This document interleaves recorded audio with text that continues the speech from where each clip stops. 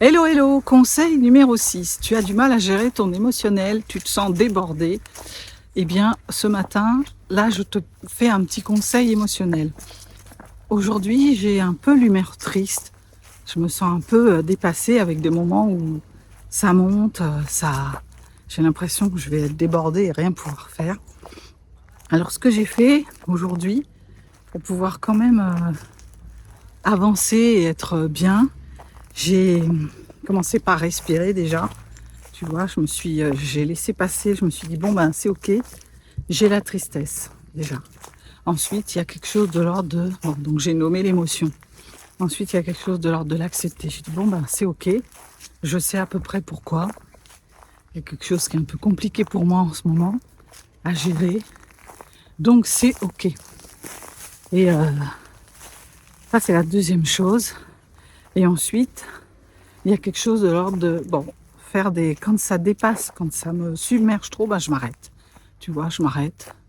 Je regarde le ciel, j'écoute les oiseaux. Je vais en nature quand c'est comme ça. Rapproche-toi de la nature si tu peux, même un arbre dans un parc, quelque chose qui va t'apaiser. Je parle souvent de ça, mais c'est tellement bon. Des fois, je vais même jusqu'à toucher les arbres. Donc, je respire, je fais une grande respiration et je laisse circuler, tu vois. Et puis après, il y a continuer avec, faire avec, comme un compagnon de voyage en fait, comme une amie que t'emmènerais partout. Donc tu vois, aujourd'hui je suis allée voir le Tour de France. J'ai été faire quelque chose qui me plaisait.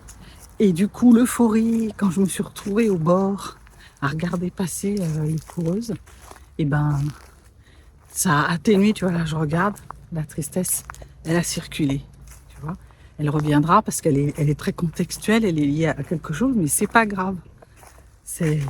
Voilà, donc en conclusion, quand tu sens que tu es un peu chifoumi comme ça, tu accueilles déjà. Tu commences pas à te dire oh là là, tu accueilles, tu fais tu t'acceptes que tu sois triste ou voilà. Alors si c'est une joie, c'est pas pareil parce que généralement on l'accepte, mais la joie, il faut la partager en fait. Hein.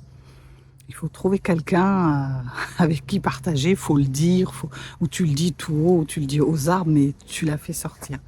Pour le reste des émotions, voilà, tu accueilles, tu nommes, tu essaies de nommer, c'est de la tristesse, je suis en colère, voilà, tu peux mettre une intensité de 1 à 10, 1 étant la plus faible intensité, 10 étant le maximum. À combien sur l'échelle tu la mettrais, tu vois?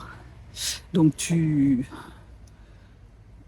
mets une intensité et tu laisses circuler et tu respires quand c'est trop, tu t'arrêtes, tu l'accueilles comme tu accueillerais quelqu'un dans ton salon, tu, tu la laisses circuler.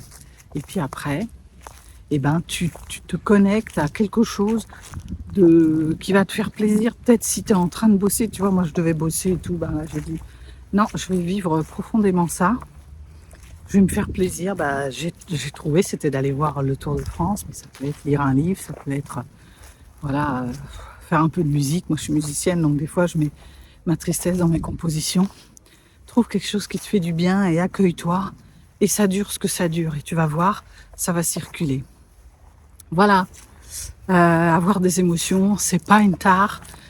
Sont des tableaux de bord qui t'indiquent que quelque chose se passe, qu'un besoin est là, qu'il y a peut-être la tristesse, c'est que tu as un deuil à faire, la colère, il y a peut-être quelque chose qui a été bafoué, une valeur qui a été bafouée. Le dégoût, c'est que tu as peut-être envie de fuir une situation.